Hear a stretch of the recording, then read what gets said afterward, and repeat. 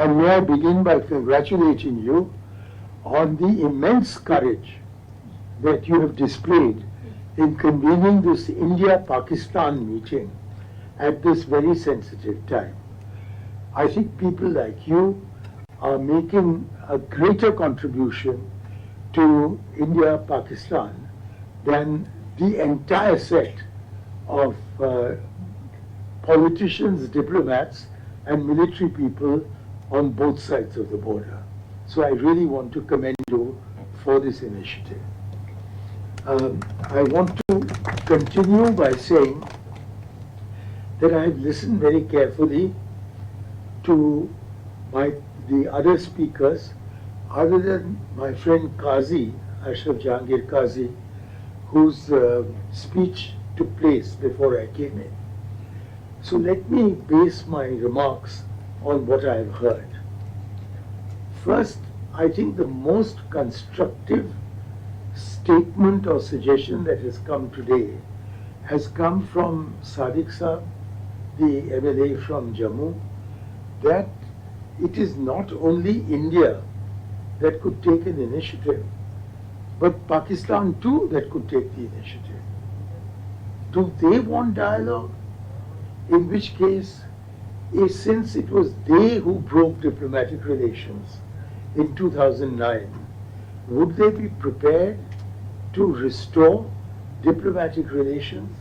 Because that would be the first step towards any kind of meaningful dialogue. I also would like to endorse Air Marshal Clark's plea for us to be realistic. That is the need of the hour. We are all of us idealists. We've all got ambitions that are vaulting, but we have to understand that there are constrictions at present. And above all, recognizing that, to not go down false paths. And here I would beg to disagree with both Air Marshal Clark and our friend, the distinguished MLA of Jammu Kashmir, that the Shimla Agreement's bilateralism has run its course. At the end of the day, it is for India and Pakistan to decide that they will talk. Do we not have the capacity to decide that we will talk? How can any third party get us to do what neither of us wants at the moment and which both of us should want at the moment?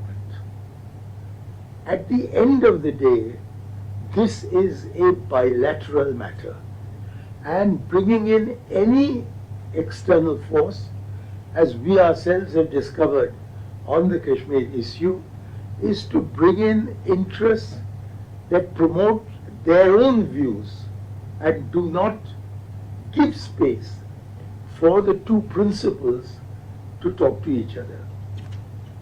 I would commend instead the expression Miyan Babi Bibi Razi, to kya karega Qazi. We do need Ashraf Jahangir Qazi, but we don't need a Qazi to intervene between India and Pakistan. I think it should remain bilateral. And for it to remain bilateral, I think we should not let ourselves be caught in international endorsements as Indian foreign policy is currently oriented towards. Please let us remember that within 48 hours of what happened in that meadow near Besran meadow, near Pahalgam, the UN Security Council convened of its own accord. We didn't convene it. The UNSC convened. The UNSC includes a permanent member with a veto, Pakistan.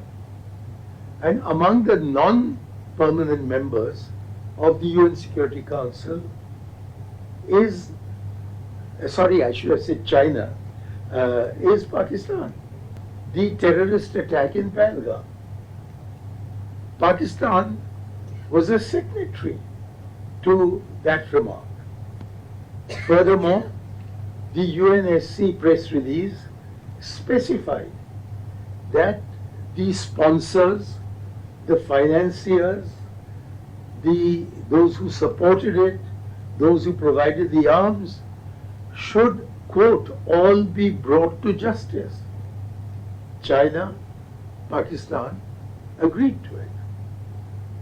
The Indian mission in New York was doing its work, trying to persuade the permanent and non-permanent members to at least indicate or hint at who had sponsored, who had financed, who had armed, who had supported the terrorists who came in. They wanted some indication that they should be Pakistan. But the Security Council did not oblige. And after that, although we have appealed everywhere, sent out MPs' delegations, instructed our missions to talk to their governments of accreditation, tried to get formulae pushed in SCO, the Shanghai Cooperation Organization, in BRICS, in the extended ASEAN, and whichever forum we could get to move them beyond the language of the UN Security Council. Nobody except one has obliged us. At the time of the Bangladesh War, Liberation War, we were in a similar position. But then Mauritius was with us. Didn't matter. Mauritius was with us. Bhutan was with us. Maldives was with us.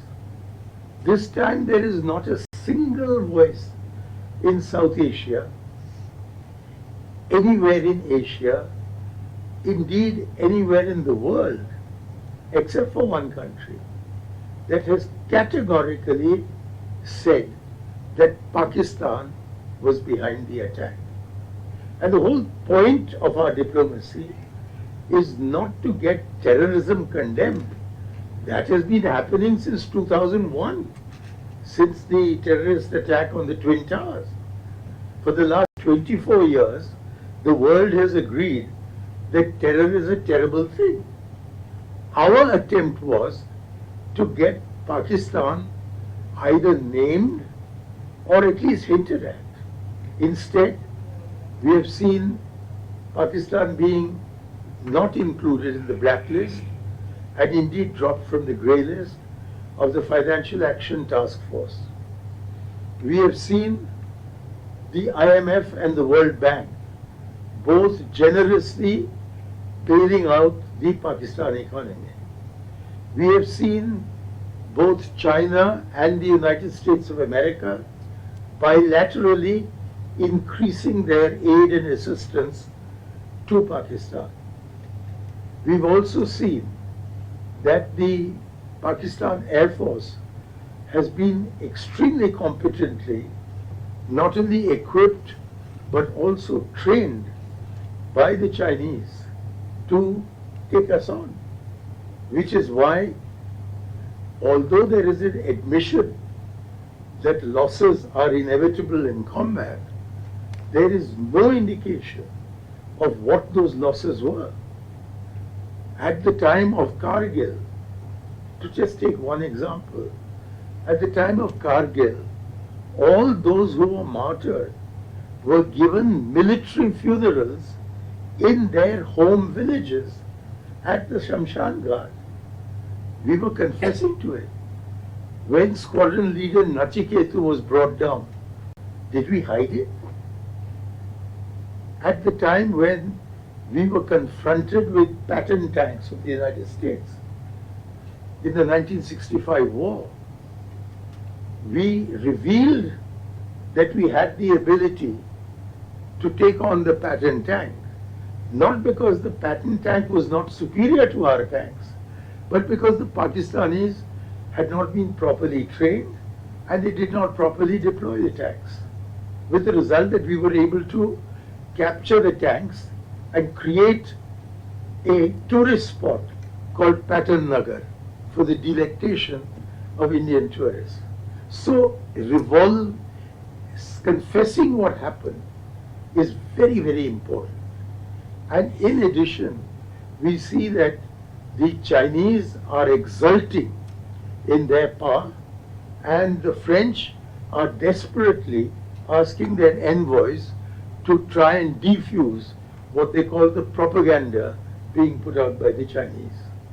So we have to understand in India that we are going to conduct not a two-front war against Pakistan and China, which had happened in 1965 and in 1971, when the Pakistanis were hoping for a pincer attack across the Himalaya, which never happened.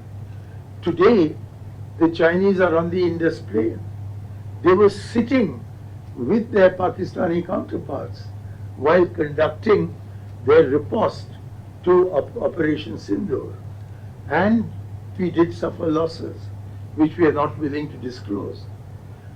So do we want a one-front war? Do we want to work towards a one-front war? Or should the alternative be two-front diplomacy?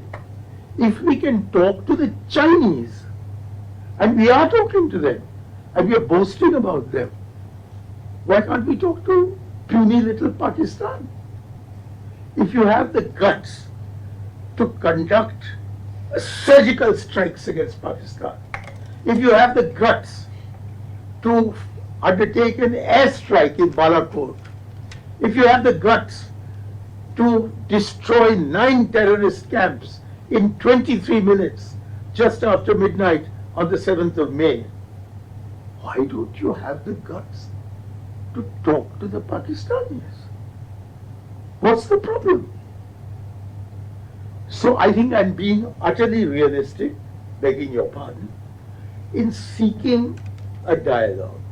And in seeking that dialogue, I would draw attention to Khurshid Kasuri's book, when Vajpayee ji not only permitted the Hurriyat to consistently talk to the Pakistanis whenever there was a delegation or leaders who came into Delhi, but indeed encouraged the Hurriyat to send a delegation to Pakistan. And the net result of that is that Kasuri says in his book that the most difficult Kashmiri he dealt with, the most difficult Hurriyat leader that he dealt with, was Sayyid Gilani. He says so. So we have to recognize that the Kashmiris have to be kept informed. They can be kept informed by the Pakistanis, and we can easily keep them informed. Of course, the Hurriyat today is not what it was at that time. But we have to keep the people of Kashmir informed. And we have to keep the people of Kashmir on our side, which means that we have to restore statehood to them. We have to restore not only democracy to Kashmir, but also the dignity that Kashmiris long for. They need to have democracy restored to them. They need to have security restored to them. And you cannot build a tunnel and say that that is what the Kashmiris are looking for, when what the Kashmiris are looking for is what the Kashmiris... May I just finish that? Please. What the Kashmiris are looking for is the removal of soldiers with AK-47s from every street corner. They are looking for self-respect. And until we give that to them, the problem will be even more complicated.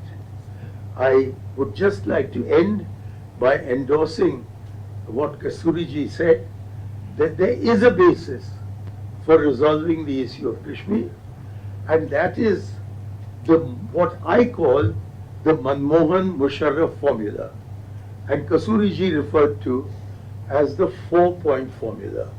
In fact, Kasuri's own book shows that it was not a 4-point formula, but closer to a 14-point formula.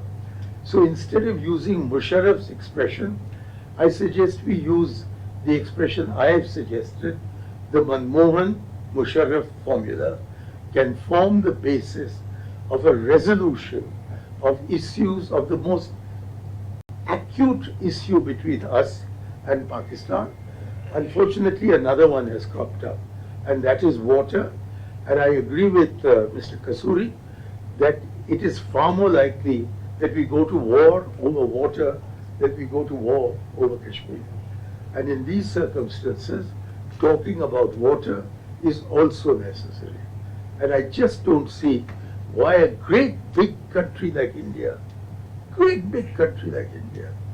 which is going to be the third largest economy in the world very shortly, cannot talk to a country that is in severe economic and political trouble and is infected with terrorism, as the figures that we just heard demonstrate, that there are more than 3,500 losses to terrorism in Pakistan, whereas our losses are in the amount of 500 or so.